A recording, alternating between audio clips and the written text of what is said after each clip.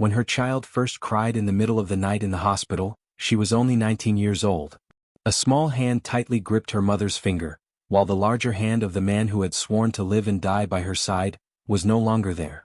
He disappeared right after he learned she was pregnant. Not a single message. Not a single tear of farewell. Only she was left, a young girl without a job, without a degree, without family support, and a newborn creature. Everyone thought she would collapse. Neighbors whispered behind her back, another child born without a father. Acquaintances advised her to give up her dream of studying. Raising a child is hard enough, why dream? Friends quietly left one by one. But she did not back down.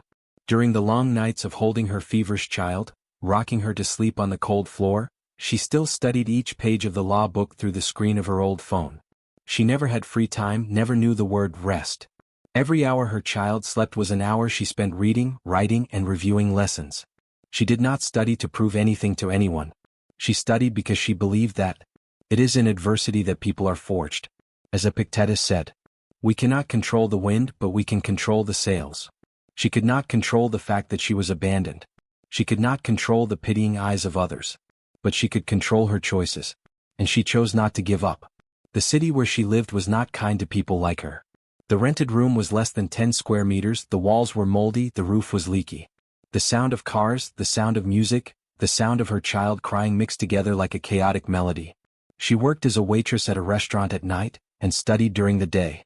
Sometimes when she couldn't find anyone to look after her child, she would put him in a stroller, take him to the corner of the library and coax him while reading. Once her son dropped milk on his notebook. She didn't yell. She just smiled and gently wiped it away. She had learned something from Marcus Aurelius. Life is a series of events. Our emotions are choices.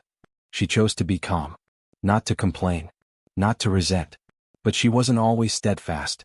Some nights, when her child slept, she would put her head down on the desk, tears silently flowing. Not because she was weak, but because she was too tired. On one side was the sound of a crying baby. On the other side was an upcoming exam. On the other side were unpaid bills. On the other side were future expectations. No one understood the silent battle of a single mother.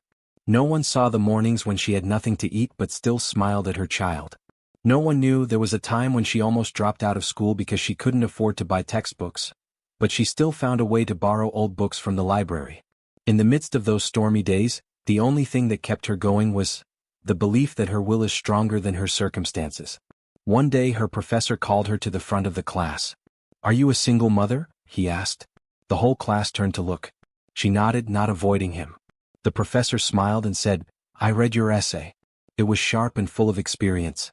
There is something that many students here spend their whole lives learning: perseverance." That was the first time she felt that she was not pitied, but recognized. From that day on she studied harder.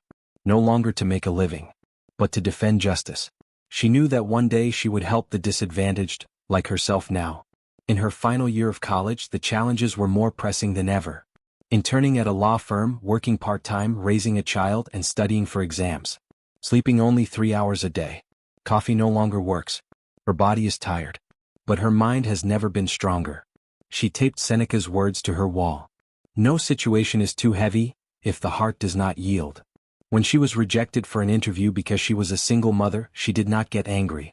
When she was late for school because her child was sick, she did not blame life. She just silently remembered, adjusted her steps, and continued. Because she understood, no one is coming to save you. You have to be your own hero. On the day she received her diploma, she wore an old bachelor's gown borrowed from a friend. In her arms, she held a 4-year-old boy in a white shirt, his eyes shining. When her name was announced, the whole hall stood up and applauded. She stepped onto the stage, not just to receive her diploma, but to prove that a single mother can do what no one believes. 3 years later, she was an official lawyer. She did not choose to work for a big firm, did not choose fame. She opened a small office in a poor neighborhood, where single mothers, immigrants, abused women, came to. She did not just give legal advice. She shared her own story. She quoted Marcus Aurelius, Epictetus, Seneca, not as a scholar, but as someone who lived that philosophy. "You can't change the man who abandoned you," she told a client. "But you can change yourself. Do the right thing even if no one sees. That is true freedom." Today she still lives simply. Still wakes up early, meditates in silence. Still reads Stoic books every day. Her son is grown, grateful to his mother for her silent sacrifices. And every time someone asks, "How did you get through it all?" she just smiles and answers with a short sentence. "I didn't wait for life to be gentle. I learned to be stronger." This is not just a story about a mother. This is a story about will, about courage, about stoic philosophy living in everyday life. Because sometimes, the inspirational person is not standing on a podium of glory, but is the person who knelt in the middle of the night, holding her child in her arms, and still believes in another tomorrow.